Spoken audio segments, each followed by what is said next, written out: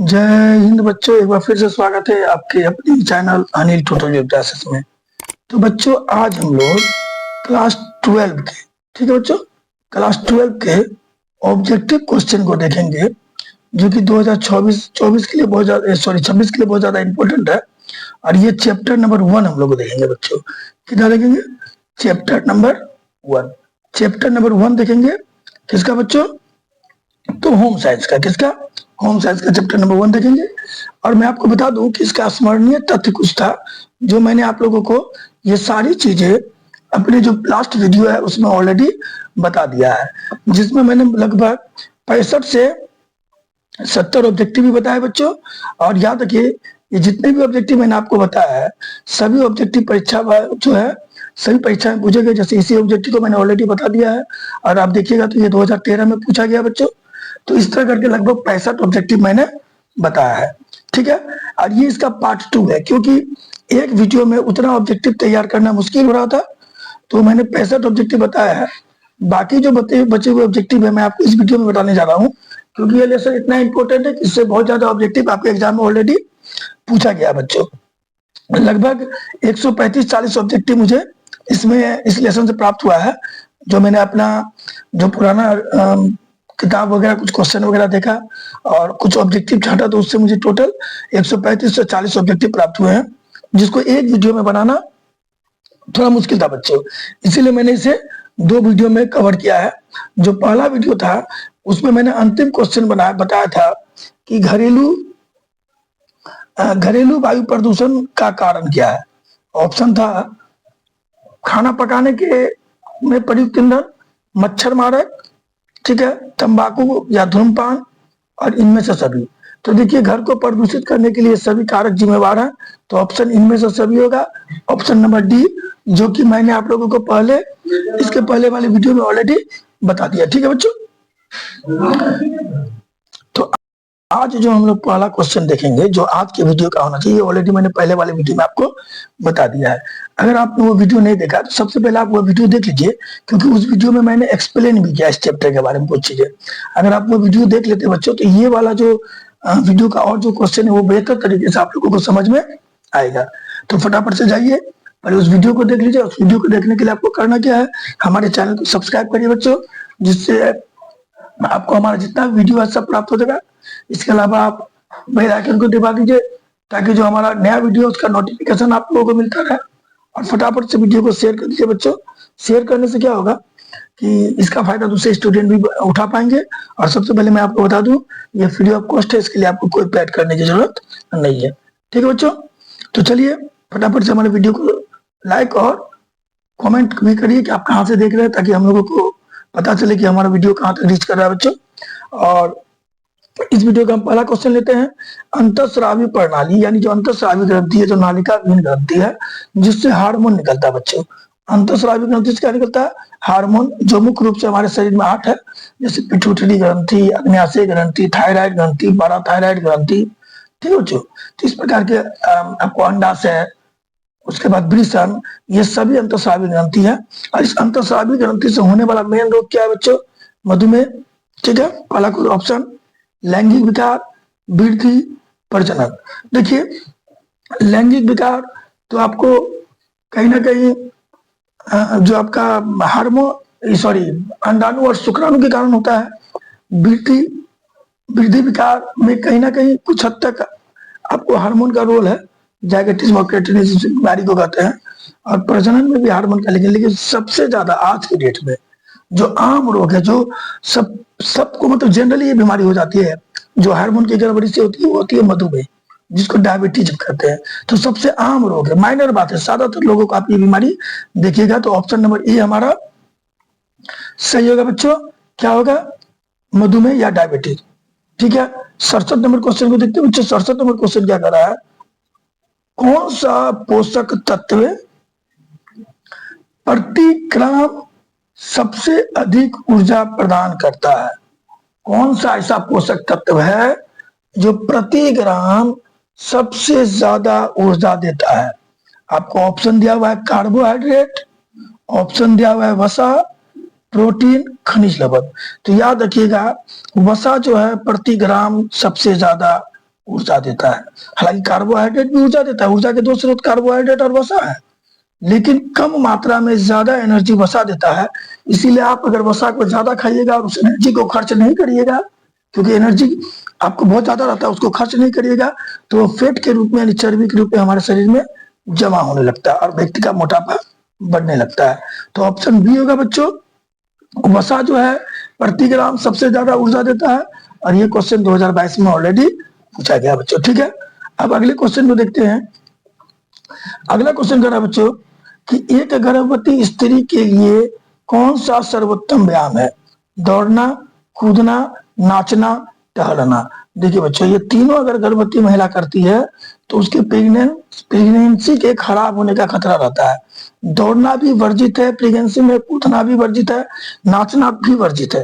Pregnancy के लिए सबसे अच्छा व्यायाम टहलना होता है बच्चों। ये 2022 में पूछा है। ऑप्शन नंबर डी हमारा सही होगा कि अगर कोई औरत प्रेग्नेंट है तो उसको क्या करना चाहिए बच्चों? टहलना चाहिए।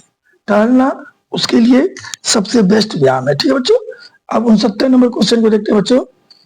प्रसवोपरांत, प्रसवोपरांत मतलब होता है प्रसव के बाद। देखभाल के अंतर्गत किसकी देखभाल करनी चाहिए? यानी प्रसव के बाद, यानी माँ जब बच्चे को जन्म दे दे, बच्चे को जन्म देने के बाद, जन्म देने के बाद किसकी देखभाल करनी चाहिए? माँ की, शिशु की। ए और बी मतलब होता है माँ और शिशु दोनों की, या किसी की नहीं। तो देखिए बच्चों, प्रसव के तुरंत बाद माँ के भी जान को खतरा रहता है और बच्चे के भी जान को खतरा रहता है, इसीलिए हमें दोनों की देखभाल करनी चाहिए। इसीलिए ऑप्शन नंबर सी हमारा सही होगा। ठीक है बच्चों, अब देखते हैं 70 नंबर क्वेश्चन को। 70 नंबर क्वेश्चन बोला बच्चों कि मासिक धर्म चक्र, जिसको रजो धर्म चक्र भी कहते हैं, ठीक है, रजो धर्म भी कहते हैं, कहीं कहीं आपको ऋतुस्राव मिलेगा। ठीक है बच्चों, यह कितने दिनों का होता है? यह क्वेश्चन 22 में पूछा है। 22 दिन, 24 दिन, 28 दिन, 30 दिन। तो याद रखिए बच्चों, 28 दिन का रजो धर्म होता है। और इसी के मिडिल में 14 दिन के आसपास अंडाशय से अंडाणु निकलता है, परिपक्व अंडाणु, एक ही अंडाणु निकलता है। इस क्रिया को हम लोग अंडो उत्सर्ग कहते हैं। ठीक है, तो रजो धर्म कितने दिनों का होता है बच्चों? 28 दिनों का। ऑप्शन नंबर सी हमारा सही होगा। ठीक है बच्चों, अब आते हैं 80 नंबर क्वेश्चन में। ये भी इंपॉर्टेंट क्वेश्चन है बच्चों, 25 में और 22 में पूछा गया है। निम्न में से कौन मादा प्रजनन प्रणाली का भाग नहीं है? यानी कौन सा अंग इसमें मादा का अंग नहीं है, मादा प्रजनन तंत्र का अंग नहीं है? शुक्रवाहिका, गर्भाशय, डिम्बवाहिनी, मासिक धर्म का बंद होना। ये 2 बार लिखा गया है, ये 2 बार लिखा गया है। तो याद रखिए बच्चों, इसका आंसर होगा ये, इसका इसमें नहीं होगा, ये ऑप्शन इसमें नहीं होगा बच्चों, ये होगा ए बी सी डी, ये होगा। तो याद रखिए, शुक्रवाहिका जो है ना बच्चों, ये वृषण से निकलता है, वृषण से निकलता है शुक्रवाहिका, जिससे होकर शुक्राणु बहती है। और शुक्राणु हम लोग जानते हैं बच्चों, शुक्राणु जो है वह नर जनन अंग का भाग है, नर जनन अंग का भाग है।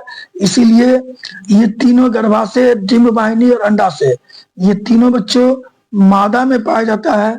शुक्रवाहिका जो है बच्चों वह नर जनन अंग है। इसीलिए ऑप्शन नंबर ए होगा कि निम्न में कौन मादा जनन प्रणाली नहीं है? तो शुक्रवाहिका मादा जनन प्रणाली नहीं है। ठीक है बच्चों, अब अगले क्वेश्चन को देखते हैं 81। देखिए 81 का ए नंबर गलती से वहां लिखा गया था बच्चों, 81 का ए नंबर ये होगा, 81 का ए नंबर गलती से यहाँ लिखा गया है। क्या क्या पूछा गया बच्चों? गर्भ अवस्था की प्रथम चरण क्या है? गर्भ अवस्था का पहला चरण क्या है? था उल्टा हो गया बच्चों इसको, इसका जो ऑप्शन लिखा गया मैं आपको कट कर देता हूँ और यहाँ फ्रेश से लिख देता हूँ। गर्भ अवस्था का पहला चरण क्या है बच्चों? इसका जो ऑप्शन देगा, ऑप्शन नंबर ए में हम लोगों को पूछेगा मासिक धर्म का बंद होना। ऑप्शन नंबर ए होगा बच्चों मासिक धर्म का बंद होना, यानी कोई महिला अगर गर्भ धारण कर लेती है तो क्या हो सकता है? पहला चरण है मासिक धर्म का बंद होना। दूसरा है प्रातःकाल, प्रातःकाल जी मिचलना, प्रातःकाल जी मिचलना। सी नंबर है बार बार मूत्र आना।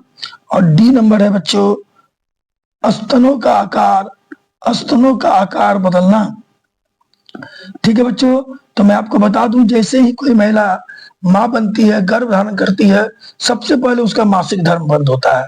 ठीक है, 25, 17, 22 में पूछा है, अगर महिला का मासिक धर्म बंद हो जाता है तो महिला को लगता है कि वह मां बनने वाली है और उसको मेडिकल चेकअप के लिए जाना चाहिए। तो 81 का ऑप्शन नंबर ए सही होगा बच्चों। ठीक है, अब हम लोग देखते हैं 82 नंबर क्वेश्चन को। 82 नंबर क्वेश्चन क्या बोला बच्चों, बच्चों को पूरक आहार कितने माह बाद देना चाहिए। देखिए, पूरक आहार का मतलब होता है वह आहार जो ठोस पदार्थ के रूप में बच्चे को दिया जाता है, जिनमें आपको चावल, दाल, रोटी का पपड़ी वगैरह दिया जाता है, सेरेलैक्स वगैरह दिया जाता है। तो कितने माह के बच्चे को देना चाहिए, 6 माह, 8 माह, 3 माह, 9 माह। याद रखिए, जब बच्चा 6 माह का हो जाए तो आप उसे पूरक आहार यानी माँ के दूध को छोड़कर दूसरा भोजन दे सकते हैं बच्चों। ये 25 में, 17 में और 24 में पूछा गया है, 22 में पूछा गया बच्चों। ये भी एक इंपॉर्टेंट क्वेश्चन है कि बच्चों को पूरक आहार कितने समय बाद दे सकते हैं। तो जब बच्चा 6 माह का हो जाए तो उसके बाद हम बच्चे को पूरक आहार दे सकते हैं। ठीक है बच्चों, 83 नंबर क्वेश्चन में देखते हैं। 83 नंबर बोलता है मानव शरीर का सबसे बड़ा ग्रंथि कौन है। ये 14 में, 20 में, 22 में पूछा है। यकृत, थायराइड, वृषण, अंडाशय। देखिए, अंडाशय, वृषण तो बहुत छोटा होता है, थायराइड भी छोटा होता है, अंडाशय थोड़ा बड़ा होता है। लेकिन अगर हम लोग बात करें सबसे बड़ा ग्रंथि का नाम, तो सबसे बड़ी ग्रंथि का नाम यकृत है, जिसे हम लोग लीवर भी कहते हैं बच्चों। लगभग 1.5 किलो का होता है। तो ऑप्शन नंबर ए हमारा सही होगा, यकृत या लीवर, 83 नंबर का। ठीक है बच्चों, अब हम लोग 84 नंबर देखते हैं बच्चों। 84 में क्या बोला है, कौन सा रोग वायु द्वारा नहीं फैलता है। वायु द्वारा कौन सा रोग नहीं फैलता बच्चों, खसरा, हैजा, सर्दी, क्षय रोग। खसरा, हैजा, सर्दी, क्षय रोग। तो देखिए, खसरा भी वायु से होता है, सर्दी भी वायु से हो सकता है, टीबी यानी क्षय रोग भी वायु से होता है। हैजा जो है बच्चों वो दूषित जल से होता है। हैजा किससे होता है बच्चों, दूषित जल से। बाकी ये तीनों बीमारी वायु से होती है, इसीलिए ऑप्शन नंबर बी हमारा सही होगा। और ये क्वेश्चन 14 में, 20 में और 22 में ऑलरेडी पूछा जा चुका है। ठीक है बच्चों, 85 नंबर देखते हैं बच्चों। 85 नंबर में क्या बोला गया है कि बच्चों में अस्थायी दांत कितनी संख्या में होता है। यानी अस्थायी दांत बच्चों में के को निकलता है, 1, 2, 3, 4, 5 कितना, ये पूछा गया बच्चों। और ये ऑप्शन पूछा है 13 में, 15 में, 16 में, 20 में, 23 में। ऑप्शन दिया 18, 20, 24, 32, 18, 20, 24, 32। तो याद रखिए बच्चों कि अस्थायी दांत की संख्या 20 होती है। अस्थायी 32 होते हैं, बट अस्थायी दांत कितने होते हैं लोगों में, 20 होते हैं। तो ऑप्शन नंबर बी हमारा सही होगा, 20। ठीक है बच्चों, अब 86 नंबर क्वेश्चन को देखते हैं। 86 नंबर क्वेश्चन क्या बोला है, निम्न में से कौन पाचन तंत्र की गड़बड़ी है।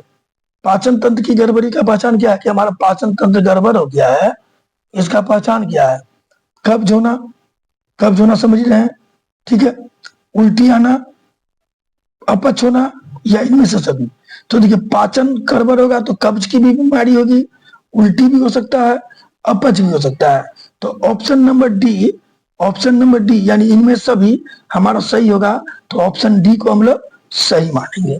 ठीक है बच्चों, ऑप्शन नंबर डी हमारा सही होगा। अब 87 नंबर देखते हैं बच्चों। 87 नंबर क्वेश्चन बोला गया है, निम्न में कौन हार्मोन का कार्य है। निम्न में कौन हार्मोन का कार्य है, 2023 में ये क्वेश्चन पूछा गया बच्चों। और ऑप्शन दिया प्रजनन, वृद्धि और विकास, भावनाएं और मनोदशा, इनमें से सभी। तो याद रखिए बच्चों, जो हार्मोन है, हार्मोन प्रजनन में भी मदद करता है, वृद्धि और विकास भी करता है हार्मोन, और भावना तथा मनोदशा, चिड़चिड़ापन, गुस्सा, इन सब चीजों को भी कंट्रोल हार्मोन करता है।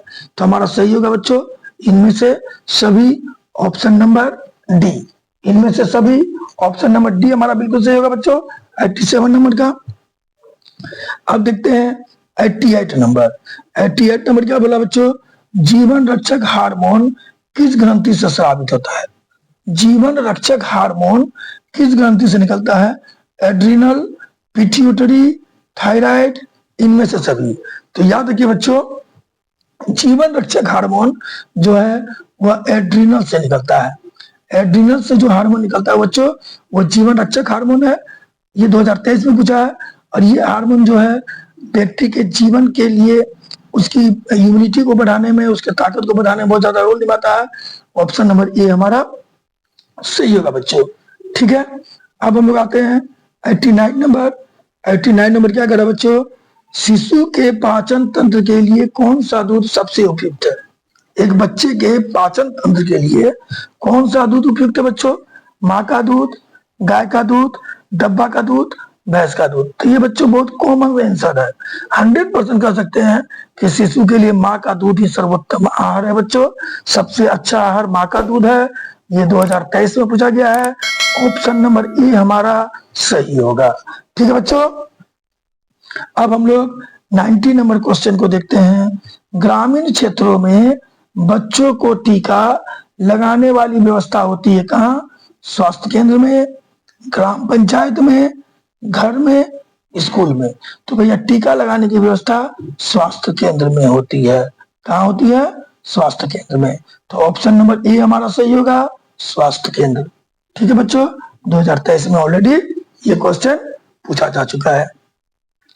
ठीक है, अब आते हैं हम लोग 91 क्वेश्चन। 91 में शारीरिक विकास की सबसे महत्वपूर्ण अवस्था क्या है। शारीरिक विकास की सबसे महत्वपूर्ण अवस्था क्या है, 17 में, 22 में और 23 में पूछा गया है। ऑप्शन है शैशवावस्था, बाल्यावस्था, प्रौढ़ावस्था, किशोरावस्था। यानी किस अवस्था में व्यक्ति के शरीर का सबसे ज्यादा डेवलपमेंट होता है, सबसे तेजी से व्यक्ति का शरीर बढ़ता है। तो याद रखिए बच्चों, शैशवावस्था। इस अवस्था में व्यक्ति का शरीर तेजी से बढ़ता है और ये सबसे महत्वपूर्ण अवस्था है। पूरा डेवलपमेंट शरीर का, मानसिक, शारीरिक सब डेवलपमेंट इसी अवस्था में होता है। ऑप्शन नंबर ए हमारा सही होगा बच्चों।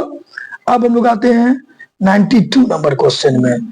92 नंबर क्वेश्चन क्या बोला बच्चों, किसके लिए मातृ एवं शिशु कल्याण केंद्र में स्वास्थ्य देखभाल की व्यवस्था की जाती है बच्चों।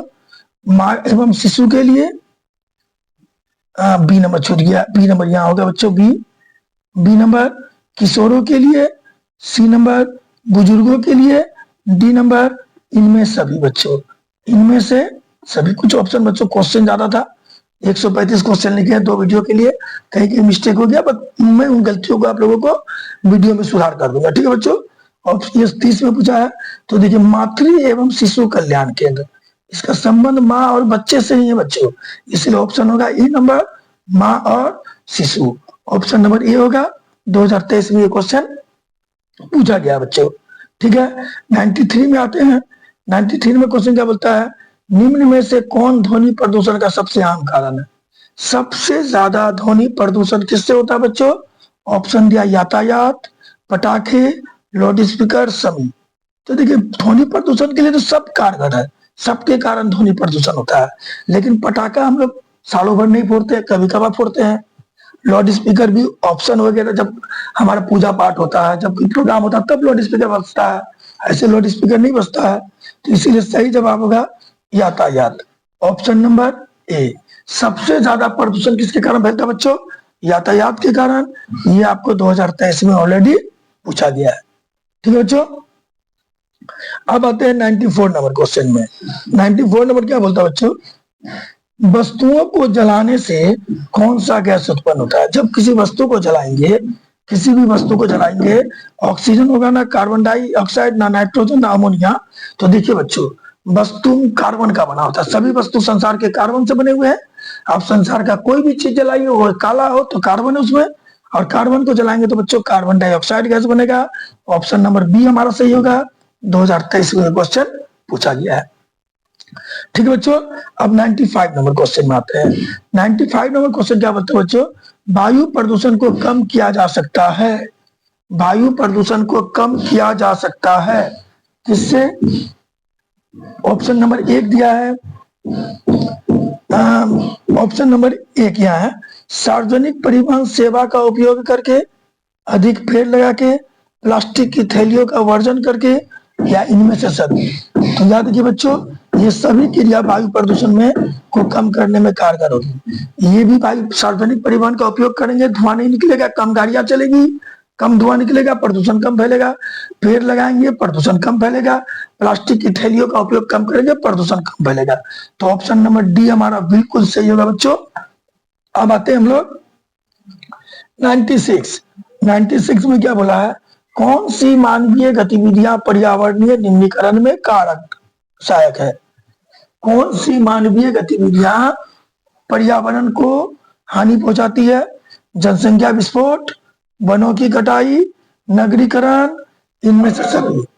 ठीक है बच्चों, तो इसका ऑप्शन होगा इनमें से सभी क्रिया, चाहे जनसंख्या विस्फोट हो, चाहे पेड़ काटिए, चाहे नगरों का विकास हो, ये कहीं ना कहीं पर्यावरण को नुकसान पहुंचाते हैं। ऑप्शन नंबर डी हमारा सही होगा। ठीक है बच्चों, अब 97 नंबर क्वेश्चन को देखते हैं। 97 नंबर क्वेश्चन क्या बोलते हैं बच्चों, निम्न में कौन जल को शुद्ध करने की घरेलू विधि है। जल को शुद्ध करने का घरेलू विधि क्या है, किसके द्वारा हम लोग जल को शुद्ध कर सकते हैं बच्चों। उबाल करके, छान करके, क्लोरीनीकरण करके, या इनमें से सभी। तो देखिए, जल को शुद्ध करने की ये सभी विधियां हैं। उबालेंगे तो भी जल शुद्ध होगा, छानने से भी जल में मौजूद गंदगी अलग हो जाएगी, और क्लोरीन गैस की टंकी में डालने से भी सूक्ष्म जीव मरते हैं। तो कहीं ना कहीं इसका ऑप्शन नंबर डी होगा, इनमें सभी। ये क्वेश्चन 23 में पूछा गया बच्चों। ठीक है, अब देखते हैं 98 में क्या बोला गया है, ग्रामीण क्षेत्रों में कौन भूमि प्रदूषण का कारण नहीं है। ग्रामीण क्षेत्रों में भूमि प्रदूषण का कारण कौन नहीं है। नालियों का पानी, खुले क्षेत्र में मल विसर्जन, कीटनाशक, वनों की कटाई। तो आप लोग अगर गौर करिएगा बच्चों, तो ग्रामीण क्षेत्रों में सबसे कम पेड़ की कटाई होती है। तो यानी ग्रामीण क्षेत्र में भूमि प्रदूषण का कारण ये तीनों है। नालियों का पानी भी ग्रामीण क्षेत्र में है, खुले में मल भी ग्रामीण क्षेत्र में त्यागा जाता है, खेतों में कीटनाशक का प्रयोग भी ग्रामीण क्षेत्र में होता है, लेकिन ग्रामीण क्षेत्रों में पेड़ों की कटाई नहीं होती है। इसीलिए ऑप्शन नंबर डी, पेड़ों की कटाई जो होगा वह ग्रामीण क्षेत्र में प्रदूषण का कारण नहीं है। ये ध्यान में रखिएगा आप लोग। ठीक है बच्चों, 99 में आते हैं। 99 बोला है, सामान्य गर्भ अवस्था कितने हफ्ते का होता है। जनरली गर्भ अवस्था जो है कितने हफ्तों का होता है, यानी कितने हफ्ते में एक माँ बच्चे को जन्म देती है नॉर्मली। तो नॉर्मली जो गर्भ अवस्था है बच्चों, वो 40 हफ्ते का होता है। 40 गुने 7, जिसको हम लोग कहते हैं 280 दिन। इसके पहले वाले वीडियो में मैंने एक्सप्लेन करके बताया हुआ है सारी बातें, तो आप उसको देख लीजिएगा, पूरा समझ में आ जाएगा। तो ऑप्शन नंबर ए होगा, 40 सप्ताह जो है बच्चों, वह गर्भ अवस्था की सामान्य अवधि है। ठीक है बच्चों, अब हम लोग अगले क्वेश्चन को देखते हैं। नंबर 100, सेंचुरी पूरी गया बच्चों हम लोगों का। कौन सा हार्मोन महिलाओं में दुग्ध स्राव को उत्तेजित करता है। बच्चे को जन्म देने के बाद कौन सा हार्मोन है जो महिला में दुग्ध उत्पन्न करने में मदद करता है। Prolactin, oestrogen, progesterone. बच्चों ये दोनों तो है ही नहीं, क्योंकि जनन हार्मोन है, इनमें से सभी। तो प्रोलैक्टिन आंसर होगा। प्रोलैक्टिन वह हार्मोन है बच्चों, ए नंबर होगा ऑप्शन, जो महिलाओं में दुग्ध स्राव में मदद करता है। ठीक है बच्चों, अगला क्वेश्चन आते हैं, ये भी बहुत इंपॉर्टेंट है, 2023 में पूछा है, मनुष्य में कितने जोड़े गुणसूत्र है। तो याद रखिएगा, मनुष्य में 23 जोड़े गुणसूत्र है, जिसको हम लोग कहते हैं 46। कितने गुणसूत्र है, 46 जोड़ा में होता है, इसीलिए हम लोग गुणसूत्र की संख्या क्या बताते हैं बच्चों, 23 जोड़ा। ठीक है बच्चों, अब 102 नंबर क्वेश्चन को देखते हैं। कितने नंबर क्वेश्चन को देख रहे हैं बच्चों, 102 नंबर। 102 नंबर क्वेश्चन क्या करा बच्चों, मानव शरीर में पीयूष ग्रंथि कहाँ पाया जाता है। कहाँ पाया जाता है बच्चों, ऑप्शन दिया गया है, हृदय के आधार में, मस्तिष्क में, गर्दन में, उदर में। तो देखिए, मनुष्य का चेहरा अगर हम लोग गौर करें, तो ये आंख हो गया ना, तो आंख के बाद जहां लोग जनरली टीका लगाते हैं, उस टीके वाले स्थान में जो है बच्चों, आपको पीयूष ग्रंथि यानी पिट्यूटरी ग्रंथि पाया जाता है। तो ऑप्शन नंबर बी होगा, पिट्यूटरी ग्रंथि, जिसको मास्टर ग्रंथि या पीयूष ग्रंथि कहते हैं, वो मस्तिष्क में पाया जाता है।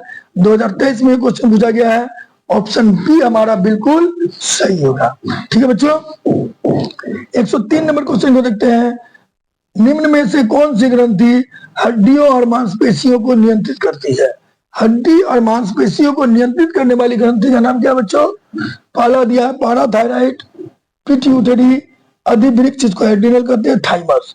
तो याद रखिएगा, हड्डियों और मांसपेशियों को नियंत्रित करने वाला ग्रंथि, सॉरी पिट्यूटरी ग्रंथि में पाराथायराइड में लगाने वाला था, पाराथायराइड नहीं बच्चों, पिट्यूटरी होगा। ऑप्शन बी 2023 में पूछा गया है। ठीक है बच्चों, और ये हड्डियों तथा मांसपेशियों को के विकास को नियंत्रित करता है, यानी हड्डियों और मांसपेशियों के विकास को नियंत्रित करने वाले हार्मोन का नाम है पिट्यूटरी हार्मोन। ठीक है बच्चों, अब देखते हैं 104 नंबर क्वेश्चन।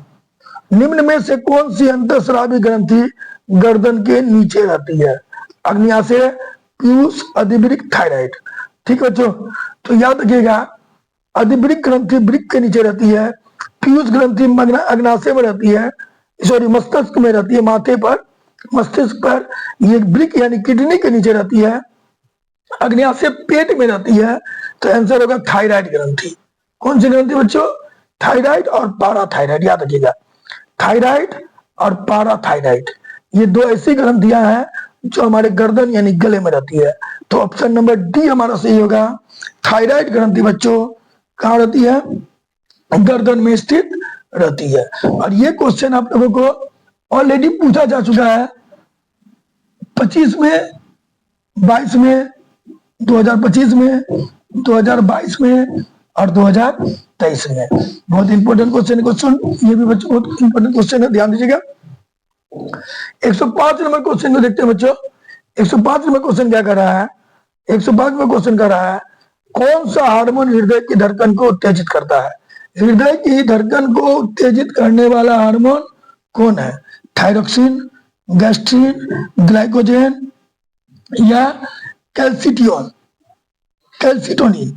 कौन सा हार्मोन है बच्चों? तो याद रखिएगा थायरोक्सिन, ऑप्शन नंबर ए।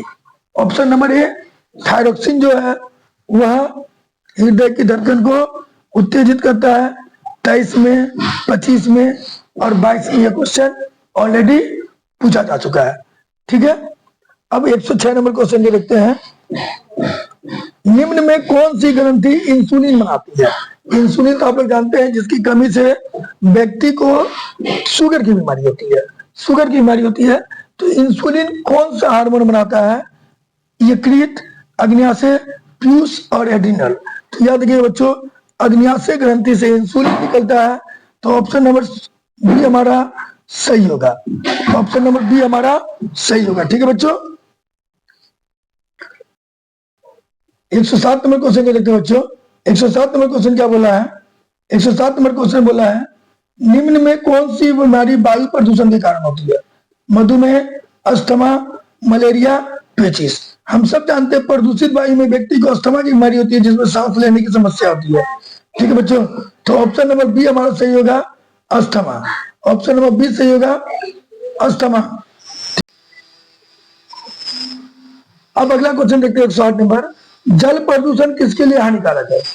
जलीय जीव के लिए, कृषि के लिए, मनुष्य के लिए, यूनिवर्सल लिए।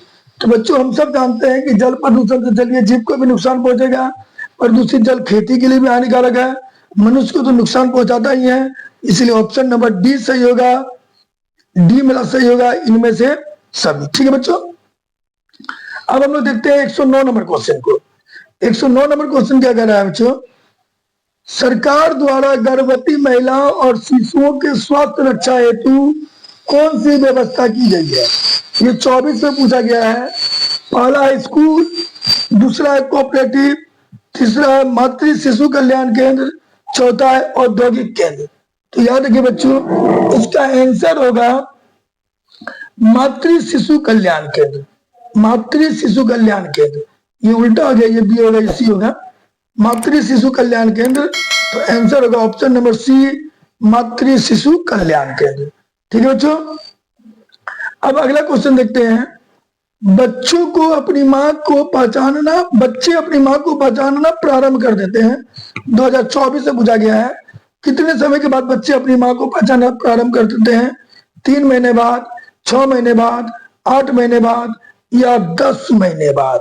तो इसका सही आंसर होगा बच्चों 3 महीने बाद। ऑप्शन नंबर ए सही होगा, 3 महीने बाद। ठीक है बच्चों, 111 नंबर क्वेश्चन को देखते हैं। 111 नंबर क्वेश्चन क्या बोल रहा है, स्तनपान कराने वाली माँ के लिए प्रतिदिन कितना अतिरिक्त कैलोरी चाहिए। जो माँ अपने बच्चे को स्तनपान कराती है उसे प्रतिदिन कितना कैलोरी, स्तनपान मतलब दूध पिलाना, जो माँ अपने बच्चे को दूध पिलाती है उसे एक दिन में कितना कैलोरी ऊर्जा चाहिए, 500 कैलोरी, 900 कैलोरी, 700 कैलोरी या 1000 कैलोरी। और ये क्वेश्चन पूछा गया है 2024 में। ठीक है बच्चों, तो इसका सही जवाब होगा 500 कैलोरी, ऑप्शन नंबर ए। ठीक है बच्चों, अगला क्वेश्चन देखते हैं। अगला क्वेश्चन बोला गया है, अगला क्वेश्चन भी आई है बच्चों, और ये 112 नंबर क्वेश्चन है जो कि 2024 से पूछा गया बच्चों। इसमें बोलता है अंतःस्रावी ग्रंथि से निकलने वाले स्राव को क्या कहते हैं। अंतःस्रावी ग्रंथि से निकलने वाला पदार्थ क्या कहलाता है, एंजाइम, हार्मोन, जल, सभी। तो याद रखिएगा ऑप्शन होगा हार्मोन।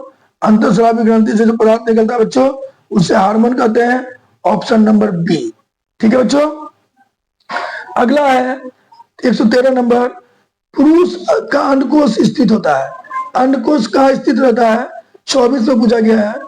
क्वेश्चन दिया वक्ष गुहा, उदर गुहा के बाहर, उदर गुहा में, इनमें से कोई नहीं। तो याद रखिए बच्चों, अंडकोश जो है वह उदर गुहा के बाहर रहता है, उदर गुहा के बाहर रहता है। ऑप्शन नंबर सी हमारा सही होगा। कहा, sorry option number sorry miss हो गया बच्चों, मिस हो गया था। ऑप्शन नंबर सी होगा। और सॉरी ये तो सी उल्टा नहीं, ठीक है, यहाँ मेरा बी लिखा है, उल्टा हो गया है बी, ये सी है। तो इस अनुसार ये मेरा सी है, तो ऑप्शन नंबर बी हमारा सही होगा, उदर गुहा के बाहर। तो ऑप्शन का नंबर बच्चों कहीं उल्टा लिखा गया है, थोड़ा ध्यान दीजिएगा आप लोग। ठीक है, 114 नंबर क्वेश्चन, 114 नंबर क्वेश्चन को देखते हैं बच्चों। 114 नंबर क्वेश्चन में क्या बोला है, 114 नंबर क्वेश्चन बोला है स्टीरियो में निषेचन की प्रक्रिया कहाँ होती है, गर्भाशय में, डिम्बवाहिनी में, अंडाशय में, योनि में। गर्भाशय में, डिम्बवाहिनी में, अंडाशय में, योनि में। याद रखिए बच्चों डिम्बवाहिनी में, डिम्बवाहिनी को हम लोग कहते हैं फैलोपियन, फैलोपियन नालिका। क्या कहते हैं बच्चों, फैलोपियन नालिका।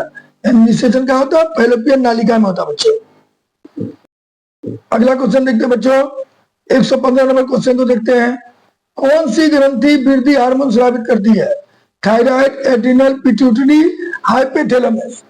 इन तीनों में कौन सी ग्रंथि है जो वृद्धि हार्मोन को छोड़ती है, वृद्धि हार्मोन का स्राव करती है बच्चों, कौन सी ग्रंथि इनमें।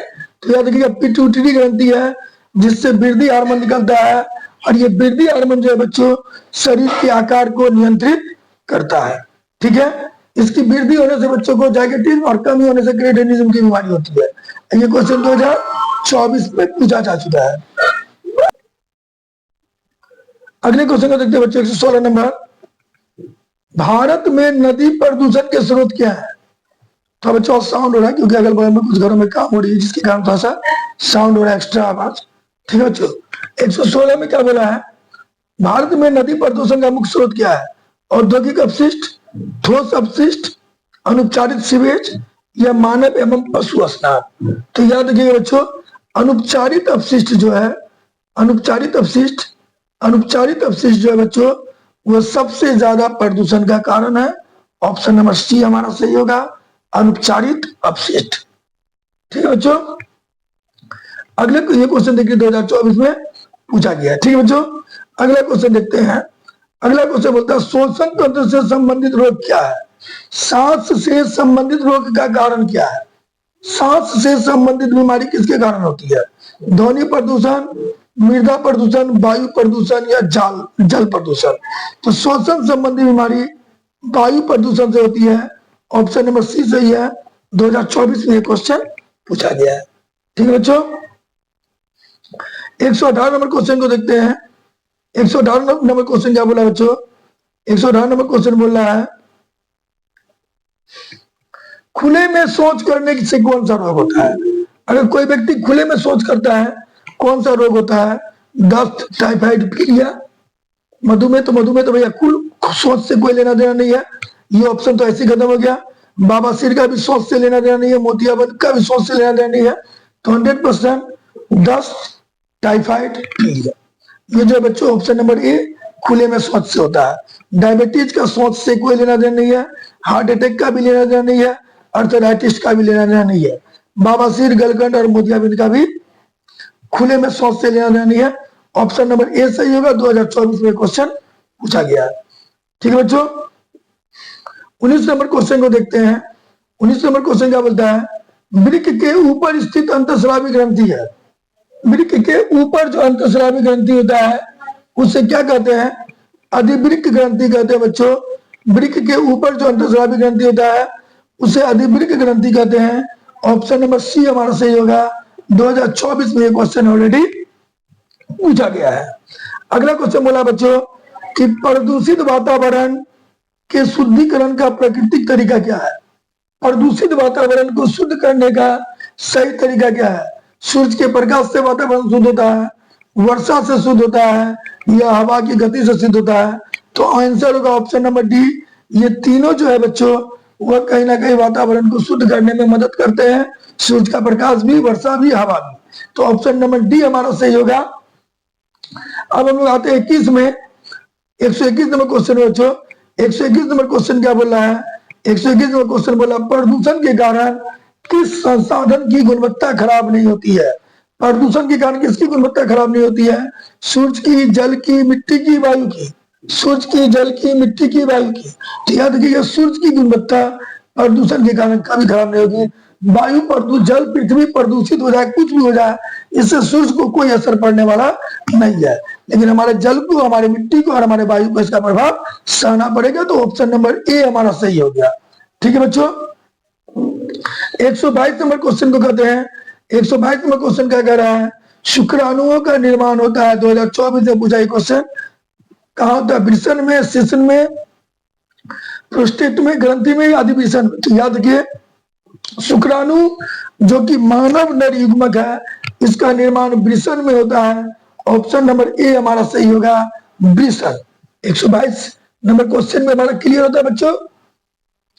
अब 123 नंबर क्वेश्चन को देखते हैं। 123 नंबर क्वेश्चन में क्या बोला गया है कि गर्भाशय का आकार कैसा होता है। गर्भाशय जो था महिला का, जो 8 से 10 सेंटीमीटर लंबा होता है, कैसा होता है, नाशपाती की तरह, सेम के बीज की तरह, नारियल की तरह या बादाम की तरह।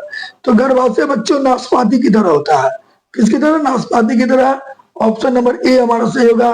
2024 में ये क्वेश्चन ऑलरेडी पूछा गया है। ठीक है बच्चों, अब 124 नंबर क्वेश्चन को देखते हैं। निम्न में कौन स्वर यंत्र और सांस नली के बीच होता है। स्वर यंत्र और सांस नली के बीच कौन होता है। 124 नंबर पूछा है, स्वर यंत्र और सांस नली के बीच कौन होता है, पीयूष, एड्रिनल, थायराइड या ईवन ग्रंथि। तो याद रखिए बच्चों, स्वर यंत्र और श्वास नली के बीच में थायराइड ग्रंथि होता है। दो थायराइड और पाराथायराइड, ये दोनों ऐसे ग्रंथि हैं जो कि स्वर यंत्र और श्वास नली के बीच होता है। और ये क्वेश्चन 2024 में पूछा गया है बच्चों, बहुत इंपॉर्टेंट क्वेश्चन है, इसको देख लीजिएगा। ऑप्शन नंबर सी हमारा सही होगा। ठीक है, 125 नंबर क्वेश्चन को देखते हैं। गर्भावस्था में महिलाओं में मुख्यतः किस पोषक तत्व की कमी हो जाती है। जब महिला गर्भ धारण करती है तो किस पोषक तत्व की कमी हो जाती है, आयोडीन की, वसा की, विटामिन की या लोह की। तो याद रखिए बच्चों, लोह की कमी होती है, क्योंकि बच्चे का विकास माँ के ब्लड से होता है और ब्लड बनने के लिए आयरन यानी लोहा चाहिए। तो गर्भ अवस्था के दौरान महिलाओं में लोहे की कमी हो जाती है। ऑप्शन नंबर डी हमारा सही होगा। ठीक है बच्चों, 126 नंबर क्वेश्चन को देखते हैं जो कि 24 में पूछा गया है। ठीक है, स्वच्छ जल होता है, कैसा होता है, रंगीन, गंधहीन, कीटाणुहीन, इनमें से सही। इनमें से सही होगा। स्वच्छ जल में कोई रंग भी नहीं होता है, स्वच्छ जल में कोई गंध नहीं होता है, कोई कीटाणु नहीं होता है। तो ऑप्शन नंबर डी हमारा सही होगा, इनमें से सभी। स्वच्छ जल रंगहीन, गंधहीन और कीटाणु रहित होता है। 127 नंबर क्वेश्चन को देखते हैं बच्चों। निम्न में कौन ग्रंथि शरीर के अन्य ग्रंथियों का नियंत्रण करती है। यानी कहने का मतलब हो गया, कौन सी ग्रंथि को हम लोग शरीर की सभी ग्रंथियों को कंट्रोल करने वाला ग्रंथि, जिसे हम लोग मास्टर ग्रंथि कहते हैं, उसको कहेंगे। तो याद रखिएगा, पिट्यूटरी ग्रंथि, जिसे हम लोग पीयूष ग्रंथि कहते हैं, वही शरीर की सभी ग्रंथियों को नियंत्रित करता है, और इसे हम लोग मास्टर ग्रंथि भी कहते हैं, जिसका दूसरा नाम है पीयूष ग्रंथि। ठीक है बच्चों, ऑप्शन नंबर बी हमारा सही होगा, पीयूष ग्रंथि। ठीक है, 128 नंबर क्वेश्चन को देखते हैं बच्चों। 128 नंबर क्वेश्चन बोल रहा है, निम्न में कौन वृषण का कार्य है?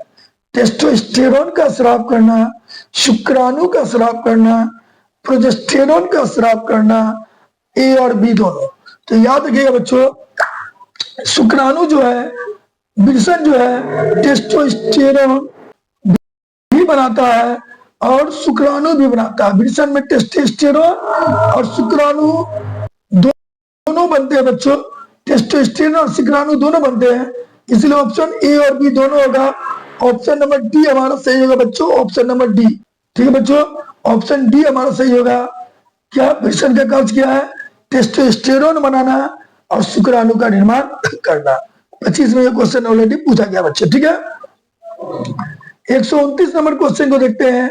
हार्मोन निम्न में कौन हार्मोन नहीं है? निम्न में कौन हार्मोन नहीं है? Progesterone, thyroxine, haemoglobin, oestrogen. देखिए ये भी हार्मोन है, ये भी हार्मोन है, ये भी हार्मोन है। हीमोग्लोबिन हार्मोन नहीं है, हीमोग्लोबिन रंजक है, जो एक प्रोटीन से बना हुआ है, जिसके कारण खून का रंग लाल होता है। तो ऑप्शन नंबर सी सही होगा हमारा, हीमोग्लोबिन। ठीक है बच्चों, अगला क्वेश्चन देखते हैं। निम्न में कौन अंतःस्रावी विकार है? निम्न में कौन अंतःस्रावी विकार है?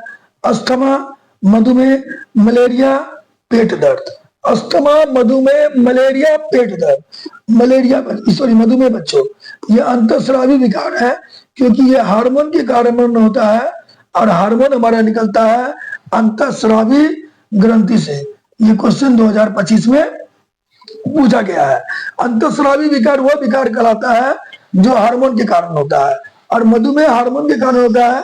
तो ऑप्शन नंबर बी हमारा सही होगा। ठीक है बच्चों, अब 131 नंबर क्वेश्चन को देखते हैं बच्चों।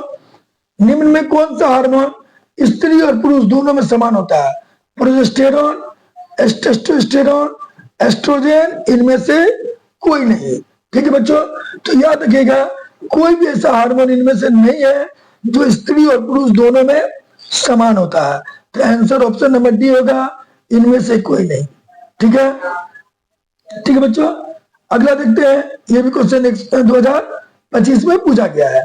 अगला क्वेश्चन देखते हैं। मानव शरीर में निषेचन कहाँ होता है? स्त्री के शरीर के अंदर, पुरुष के शरीर के अंदर, ए और बी दोनों, यानी स्त्री और पुरुष दोनों के शरीर के अंदर कोई नहीं।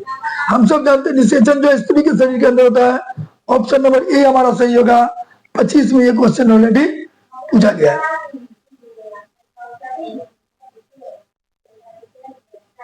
133 नंबर में क्या है? अंतःस्रावी ग्रंथि निम्न में कौन नहीं है? पीयूष ग्रंथि, थायराइड ग्रंथि, लार ग्रंथि, एड्रिनल ग्रंथि। देखिए तीनों जो है, ये तीनों अंतःस्रावी ग्रंथि है, क्योंकि इस तीनों से मेरा हार्मोन निकलता है। लार ग्रंथि अंतःस्रावी ग्रंथि नहीं है, क्योंकि इसमें नालिका होती है, नालिका मेन ग्रंथि नहीं है। ऑप्शन नंबर सी हमारा सही होगा, लार ग्रंथि। ठीक है बच्चों, 134 नंबर क्वेश्चन को देखते हैं बच्चों। 134 नंबर क्वेश्चन में क्या बोला गया है कि स्तनपान आवश्यक है, यानी दूध पिलाना जरूरी है शिशु और माता दोनों के लिए, केवल शिशु के लिए, केवल माता के लिए, इनमें से और कोई दोनों इनमें से कोई नहीं। देखिए स्तनपान शिशु और माता दोनों के लिए जरूरी है। ऑप्शन नंबर ए सही होगा। दूध पिलाना जितना जरूरी बच्चे के लिए है, उतना ही जरूरी माँ के लिए भी होता है। और ये क्वेश्चन भी 2025 में ऑलरेडी पूछा गया बच्चों। ये हमारे वीडियो का अंतिम क्वेश्चन है बच्चों। क्या बोला गया है? निम्न में कौन नवजात शिशु की पहली तत्कालीन देखरेख है? यानी बच्चा जैसे जन्म लेता है, पहला काम क्या करना चाहिए? नाल काटना, चिकित्सीय जांच, वजन लेना, इनमें से सभी। तत्काल में बच्चों ये तीनों काम जरूरी है। नाल भी काटना चाहिए, उसका ट्रीटमेंट, एक बार उसका हार्ट बीट वगैरह भी चेक करना चाहिए, और उसका वजन भी नाप लेना चाहिए कि बच्चे का वजन कितना है, क्योंकि वजन बताता है कि बच्चा कितना स्वस्थ है। इसीलिए ऑप्शन होगा बच्चों इनमें से सभी, ऑप्शन नंबर डी। इस प्रकार बच्चों चैप्टर 1 का हमारा होम साइंस का पूरा ऑब्जेक्टिव कंप्लीट होता है। अगर हमारा वीडियो आप लोगों को अच्छा लगा हो तो लाइक करिए वीडियो को शेयर कर दीजिए, हमारे चैनल को सब्सक्राइब करिए, और हो सके तो कमेंट में हमें यह बताइए कि आप कहां से इस वीडियो को देख रहे हैं। इससे हम लोगों के अंदर एक उत्साह आता है कि नहीं, बच्चे हमारे प्रति एक्टिव है। ठीक है बच्चों, इसी के साथ हम अपना ये वीडियो समाप्त करते हैं। जय हिंद, जय भारत।